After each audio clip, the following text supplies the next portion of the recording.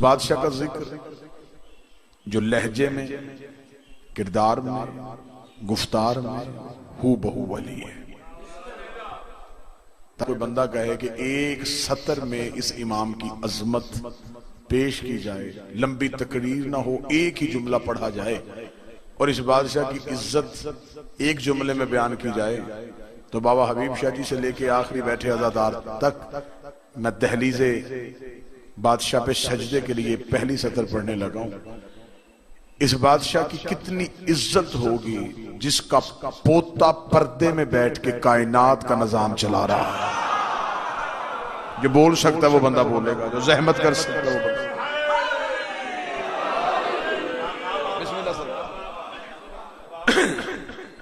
उस बादशाह की इज्जत कितनी होगी कि जिसका पोता, तवज्जो मेरी तरफ की, पर्दे में बैठ के कायनात के निजाम को चला रहा, जिसका पोता साहिबुल अस्र व ज़मान है। दूसरी सतर कहूं, इस बादशाह का नाम अली, लकब हादी। हादी कहते हैं हदायत करने वाले को। क्या कहने इस बादशाह की अजमत के, जिसे 12वां भी हादी कह के सलाम करे। कायनात का आखिरी हादी जिसे हादी कह के सलाम करे, उस बादशाह को अलीउल नकी कहते हैं। इन 12 में से 4 मोहम्मद हैं और 4 अली हैं। तो जो पूरी साबान रखिएगा, इन 12 में 4 मोहम्मद, 4 अली। मासूम से पूछा गया, मौलाना का जितने हम में मोहम्मद हैं वो अल्लाह के जमाल के मज़हर है, जितने हम में अली हैं ये अल्लाह के जलाल के मज़हर। अल्लाह जिस दौर में अपना जमाल दिखाना चाहे उस दौर में कोई मोहम्मद उतार देता है, जिस दौर में अपना जलाल दिखाना चाहे उस दौर में कोई अली उतार देता है। या समाते मुकम्मल बेदार हो तो सरकार इस बादशाह के कुरान की तलावत की जाए। ये कायनात का वो अजीम बादशाह है और मजहब अहले बैत का वो फर्द है। जुमला सुनिएगा, जुमले को अदल के तराजू में वजन कीजिएगा। इस बादशाह की अजमत का जुमला कहने लगा हूं, ये वो अजीम बादशाह जिसने ज़ाहरी हयात तैयबा 6 साल की उम्र में 18,000 आलमीन की हदायत का इंतजाम अपने हाथों में लिया था। शायद आपने मेहरबानी किया और मुझ पे ताल्लुकात की बुनियाद पे आपने वाह वाह कहा है। मैं लफ्ज की गहराई में जाता, जब 9वें इमाम दुनिया से गए उस वक्त इस इमाम की हयात तैयबा 6 साल थी। दस्तारे इमामत 6 साल की उम्र पे सर पे आ गया। 6 साल की उम्र में 18,000 आलमीन की, क्योंकि इमाम सिर्फ इंसानों का इमाम नहीं होता।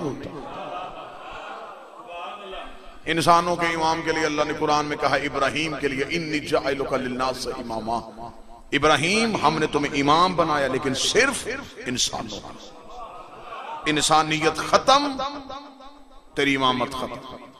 ईसा अल्लाह का नबी है, उसके पास एक मौजज़ा है, तलगंग वालों यदे बैजा, अंधे को आंखें देता था, कोड़ी को शिफा देता था। एक दिन एक बंदा हजरत ईसा से आंखें लेने के लिए आया। ईसा ने हाथ यदे बैजा वाला आंखों में फेरा। उसने कहा, ईसा तेरी इज्जत की कसम आंखें अब भी नहीं मिली। ईसा ने मुंह आसमान की तरफ कहा, मेरे अल्लाह मौजज़ा वापस हो गया। फिर मैं मौजज़ा वापस नहीं हुआ, बंदा बनी इसराइल का नहीं है, तो नबी बनी इसराइल का है। ये शख्स बनी इसराइल का है ही, तेरी नबूवत है बनी इसराइल तक।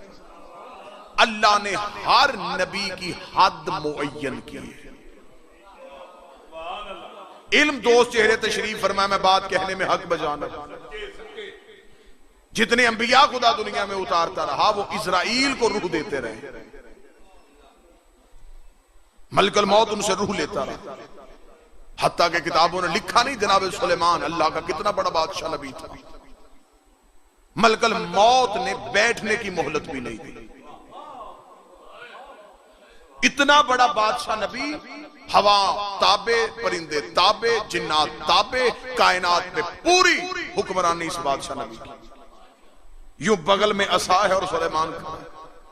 मलकुल मौत ने आगे कहा, अल्लाह का नबी रूह लेने आए।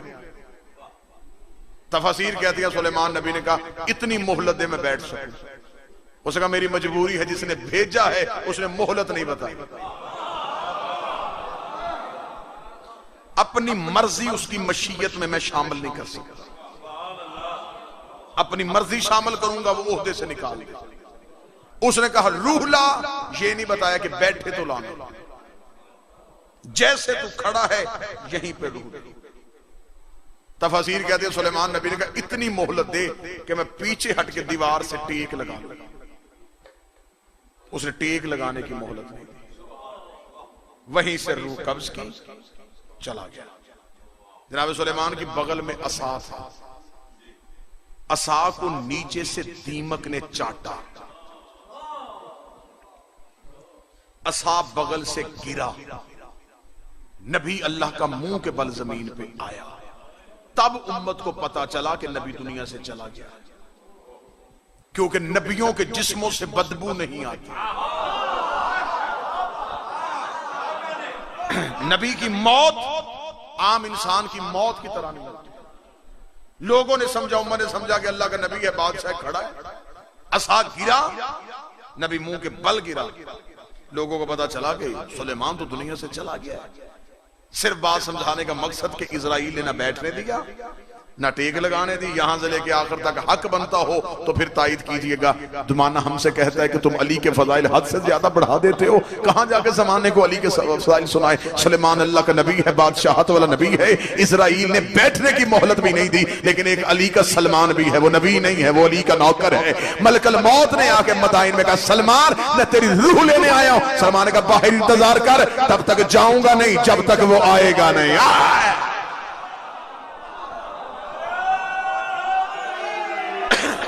मैंने रूह तब तक नहीं देनी जब तक अली ना आ जाए।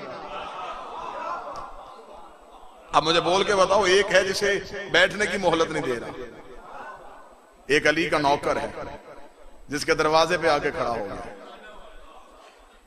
दरवाजे पे आके खड़ा हुआ, अमीर अल मोमिनीन कूफा से मदाइन इजाज के साथ पहुंचे। तो जो पूरी साहब अमीर अल मोमिनीन ने देखा कि सलमान के दरवाजे पे मलकल मौत खड़ा। फरमा रूह लेने आया है? कह गया था सरकार। उसने कहा इंतजार कर, वारिस आया।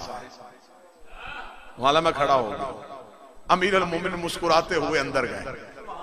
सलमान जिस तख्ते पे था, सलमान उठा, दोनों हाथ माथे पे रखा, सलाम अलैका या हुज्जतुल्लाह। लफ्ज की कदर करना तो लगंग वालों। अली ने फरमाया सलमान मेरा भी सलमान, सलमान इसके साथ गया क्यों नहीं? सलमान ने कहा या अली तुझे छोड़ के जाने को जी नहीं चाहता। अली मुस्कुराया सलमान चला जा, वहां भी हम ही होते हैं, वहां भी हम। सारे बोला, मिलके बोला हैदरी। जा सलमान चला जा, वहां भी हम हैं। यहां हम जिस्मों में हैं, वहां हम हकीकत में हैं। मरने दे मुनकरे अली को, फिर पता चलेगा अली क्या। इसकी कब्र में आंखें खुलेंगी जब इसे पता चलेगा अली है क्या। जिस बादशाह का जिक्र, जिसका तज़किरा, वो कायनात का वो अजीम मालिक, जिसने ज़ाहरी तौर पे 6 साल की उम्र में 18,000 आलमीन के निजाम में हदायत को सुना। इस बादशाह के बारे में किताबें लिखती हैं कि अब्बासियों का दौर था। तवज्जो पूरी समझ। मैंने पहले कहा कि ये ऐसे मौज़ूआत होते हैं जिनका दाद के साथ ताल्लुक नहीं होता। तजस्सुस भी आ सकता है, हैरानगी भी आ सकती है, लेकिन मौजू के साथ आपकी हम आहंगी बरकरार रहनी चाहिए। अब्बासियों का दौर था। अब ज़हन में रहे कि 9वें इमाम दुनिया से जा चुके हैं। 10वें बादशाह जिसका आज दिन है, इनकी उम्र है बाबा जी सिर्फ 6 साल। अब्बासी बादशाह ने सोचा कि इस इमाम को बचपन से ही हुकूमत अपनी सरपरस्ती में ले ले, ताकि जब ये बड़ा हो तो ये इमामत का ऐलान ना कर सके। उस बदबख्त को नहीं पता था कि इमाम गोद में भी इमाम होता है। उस अब्बासी बादशाह ने, किताबें कहती हैं कि उसने अब्बासियों का सबसे पढ़ा लिखा बंदा ढूंढा। नाम था उसका जुनैदी। इसने जुनैदी को बुला के कहा जुनैदी काम तुझसे एक पड़ गया, वजीफा जितना मांगेगा मैं दूंगा। खजाना जितना मांगेगा मैं दूंगा, दरबार में सबसे बड़ा मनसब तेरे लिए रख लूंगा, अब्बासियों के जिस घर में चाहेगा मैं तेरा रिश्ता करवा दूंगा। काम सिर्फ इतना है। नवे इमाम दुनिया से चले गए, उसका बेटा है 6 साल का। तू है अहले इल्म, तू उसके पास जाया कर, तू खुद उसे सिखा,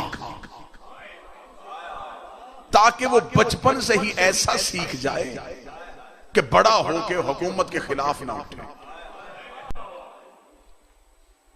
जुनैदी ने कहा ठीक है। उसने कहा मुंह मांगे खजाने, तो जो पूरी सामा इतना जुमला सुनना था। जुनैदी चला गया। इमाम है 6 साल, जहन में रखना, इमाम 6 साल, जिसके बादशाह का दिन है इमाम अली नकील है 6 साल। चला गया जुनैदी। जब जुनैदी पहुंचा, इस इमाम का लकब हादी कहां से पड़ा था वो लफ्ज सुना। जुनैदी चला गया। जुनैदी जाके पहले दिन बैठा, चुप रहा, दूसरे दिन गया, चुप रहा, तीसरे दिन चुप रहा। 1 महीना गुजरने के बाद अब्बासी बादशाह ने कहा बुलाओ जरा जुनैदी को, उससे पूछो कि कितना कुछ सिखा दिया है उसने रसूल के बेटे को। जुनैदी दरबार में पहुंचा। हाकिम ने कहा हाँ भाई जुनैदी, 1 महीना हो गया तुझे मुसलसल जाते हुए, अब 2 अलमों के दरमियान हो जो लफ्ज किताब का बिल्कुल कमा हक्का हूं वैसे अदा करने लगा हूं।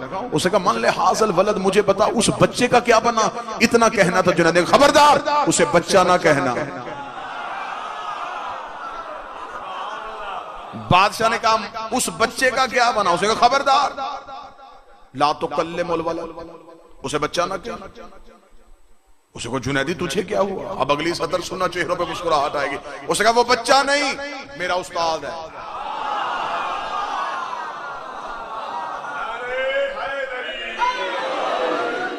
हमेशा इल्म दोस्त को आलम की कदर होती है, अहले इल्म को हमेशा आलम की कदर होती है।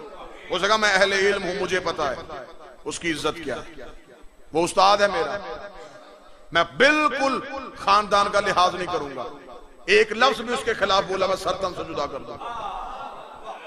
उसने कहा जुनैदी तुझे हो क्या गया है, मैंने तुझे भेजा था कि पढ़ा, तेरे साथ क्या मामला हुआ। उसने कहा सच सुनना चाहता सुन। मैं पहले दिन कहा मैं चुप बैठा रहा, मैं दूसरे दिन गया मैं चुप बैठा रहा, तीसरे दिन की शाम होने वाली थी। उसने उठ के मुझे 6 साल के बच्चे ने कहा जुनैदी तू बताएगा या मैं तुझे बताऊं तो क्यों आ रहा है।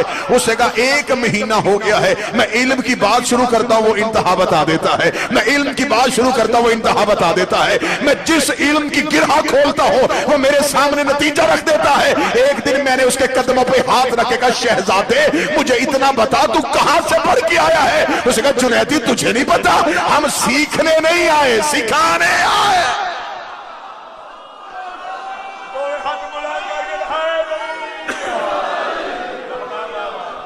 बिस्मिल्लाह, हम सीखने नहीं आए, हम सिखाने आए, हम पूछने नहीं आए, हम बताने आए। हो सका बस 7वां दिन के बाद फिर उसके बाद वो सिखाता रहा, मैं सीखता रहा। अब मैं शागिर्द हूं, वो उस्ताद।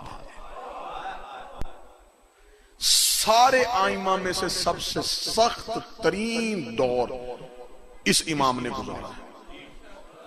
मौजूद से दिलचस्पी बरकरार रखिएगा। मैं 2-4 अहम बातें इस बादशाह के हवाले से कहना चाहूंगा। हमारे 12 आइमा में से हर इमाम ने या एक जालिम का दौर देखा, ज्यादा से ज्यादा किसी इमाम ने देखा 3 जालिमों का दौर देखा। ये वो हुज्जत है जिसने 6 जालिमों का दौर देखा।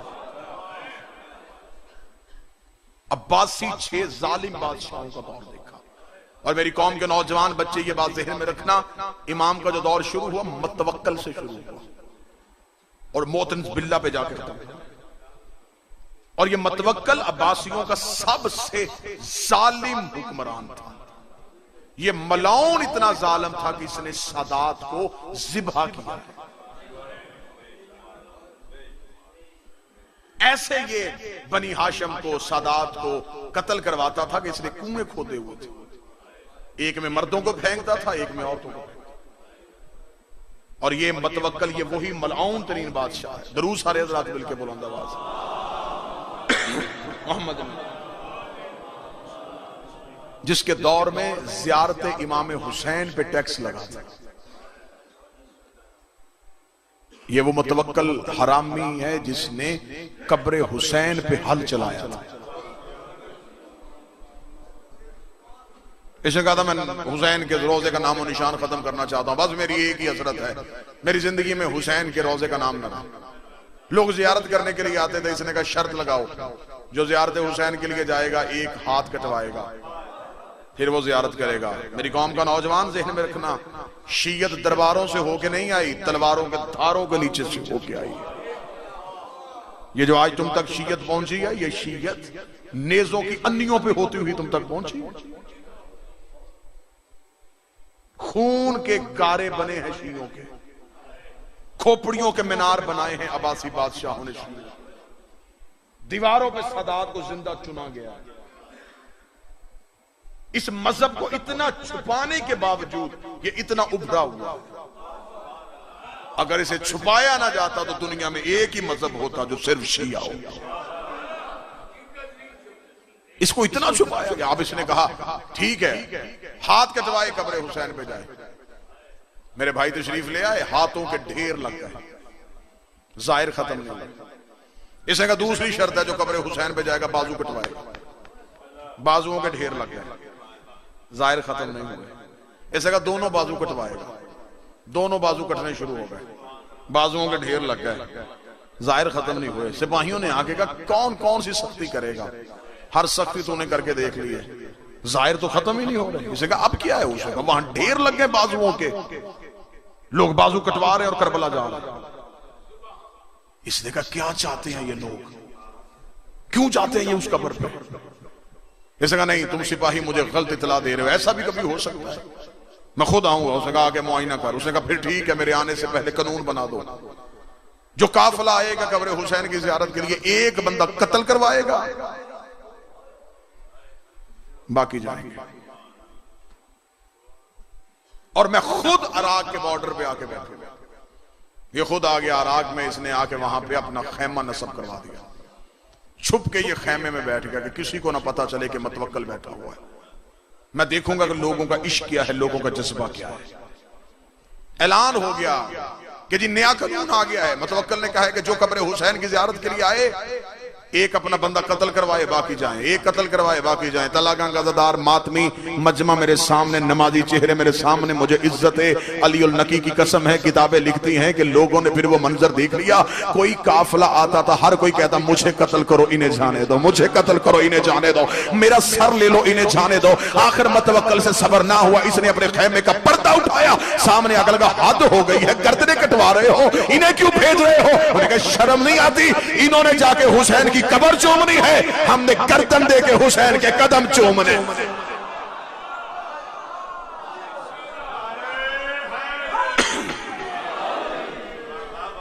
कदम चूमेंगे हम जाके हुसैन। इस मेरे बादशाह ने, इमाम अली नकी ने जितनी जाहिर की फजीलत पड़ी है, एक जुमले में सुना देता हूं। एक शख्स ने आके कहा मौला हम जियारत हुसैन के लिए जा रहे हैं। इमाम ने कहा मेरे हक में दुआ करना। इतना जुमला कहा या मौला का वो जाहिर कदमों में गिर गया। उसने कहा आप तो इमाम हैं, मैं आपके लिए दुआ करूं? इमाम ने कहा मैं दुनिया को बताना चाहता हूं करबला के जाहिर का एहतराम क्या। किताब में लफ्ज ना होते, मैं मिंबर पे ना पढ़ता। कहते हैं कि इमाम अली नकी अपनी जगह से उठे, दोनों हाथ माथे पर रखे। एक लफ्ज कहा है जिसे गहराई अरब जुबान की आती है, वो लफ्ज को जरूर समझेगा। भाई अली रजा मालिक के मसाहिब खान है। मौला अपनी जगह से उठे, दोनों हाथ माथे पे रखा, मेरी दादी का मददगार तुझ पे मेरा सलाम, या नासिर ज़हरा, ए फातिमा के मददगार तुझ पे मेरा सलाम। वो शिया कदमों में गिर गया। उसने कहा मौला मैं बीबी का मददगार? इमाम ने रो के कहा मेरी मां की बड़ी हसरत है। जब कोई करबला में जाता है, करबला का आगाज होता है, मेरी दादी उसके इस्तकबाल के लिए करबला से बाहर आती है, पहलू से हाथ उठा के कहती है मैं दुआ करती हूं हुसैन का ज़ाहिर जितनी देर तू करबला में रहे तेरे घर की निगरानी ज़हरा करे। ये वो इमाम है जिसकी पूरी जिंदगी जिंदान में गुजरी है। मैंने लफ्ज पढ़ा, तुमने बड़ी इत्मीनान से सुना। मैंने लफ्ज कहा कि इसकी पूरी जिंदगी जिंदान में गुजरी है। मुसाहिब जो हरफ आखिर के एतबार से पढ़ेंगे यकीनन वही शहादत पढ़ेंगे। मैं एक मुसीबत का जुमला इस बादशाह का जरूर पढ़ूं, क्योंकि इस बादशाह का गम सारा साल नहीं पढ़ा जाता। एक ही तो दिन है बतूल के इस बेटे को रोने के लिए। जितने नकवी सादात बैठे हो, बुखारी सादात बैठे हो, तुम्हारी जद का पुरसा है। ये वो बादशाह बाबा हबीब शाह जी जहां पे आके नस्ल सादात रुक गई है। जाओ पूरी दुनिया में जाकर देखो, तुम्हें हसनी सैयद मिलेंगे, हुसैनी सैयद मिलेंगे, आबदी सैयद मिलेंगे, जाफरी सैयद मिलेंगे, रजवी सैयद मिलेंगे, तकवी सैयद मिलेंगे। नकवी के बाद कोई सैयद नहीं, अस्करवी सैयद कोई नहीं है, महदवी सैयद कोई नहीं है। नस्ल सदात इस बादशाह पे आकर रुक गई है। जितनी इसकी औलाद कत्ल हुई इतनी किसी नबी के बेटे की कत्ल हुई। इतनी औलाद अब्बासियों ने मारी है इस बादशाह की।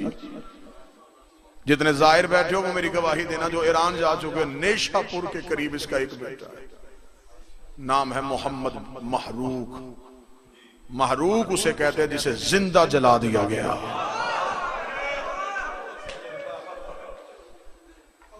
जिंदा जलाए हैं इन्होंने फातिमा के बेटे। कभी तारीख में जाके सिर्फ अब्बासियों के जुल्म पढ़ना, इन्होंने नस्ल सदात को कैसे खत्म किया। मैंने लफ्ज कहा था, उस लफ्ज की गहराई में आप नहीं गए। मैंने लफ्ज कहा ये वो इमाम है जिसकी पूरी जिंदगी जिंदान में गुजरी है। अब आप लोग पूछेंगे जिंदान में इमाम की जिंदगी कैसे गुजरी। इमाम मदीना रहने वाले थे, सामरा बुलाया गया। सामरा जिस घर में इमाम को रखा गया वो घर नहीं था, इमाम का जिंदान था। जाहरी तौर पे अब्बासियों ने इमाम को रहने के लिए मकान दिया था, मिलने पे पाबंदी, इमाम को देखने पे पाबंदी, मस्तूरात को अलहदा रखा गया, मर्दों को अलहदा रखा गया। ये चाहते थे कि गैबत का रास्ता रोक लें, आखिरी इमाम दुनिया में ना आ सके। जैसे फरौन मूसा का राह रोकना चाहता था, ये महदी का रास्ता रोकना चाहते थे। लेकिन इन बदबख्तों को यह नहीं पता था कि इमाम फितरत का ताबे नहीं होता। खुदा अपनी हुज्जत को हर सूरत में जाहिर करता है। अलहदा कैद खाने में रखा हुआ था। एक सिर्फ रवायत का टुकड़ा मुझे इस बादशाह का पढ़ना है, दुख सिर्फ एक सुनाने लगा हूं। जितने नकवी सदात बैठे उनसे माफी मांग के। सामरा के जिस घर में इमाम को रखा गया था, इमाम मुसल्ले पे बैठे थे, या इमाम ने देखा कि एक सिपाही इमाम के घर की दीवार कूद रहा है।